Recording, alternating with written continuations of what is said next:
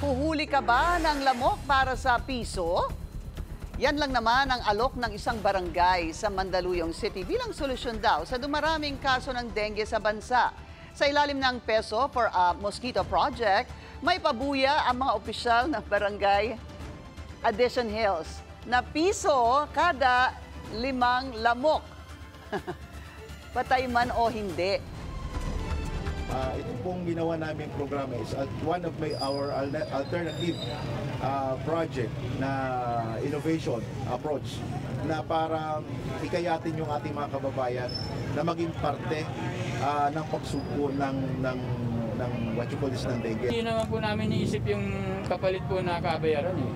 Kasi mas malaki pong gastos pag nagkaroon po ng dengue ang mga bata o nakakagat ng lamok po eh. Kanya-kanyang diskarte talaga ang mga LGU sa pagkontra ng dengue sa Quezon City. Una nang sinabi ng barangay Matandang Balara na plano naman itong magpakawala ng palaka para kainin ang mga lamok. Pero ipinagbawal ito ng Health at Environment Departments.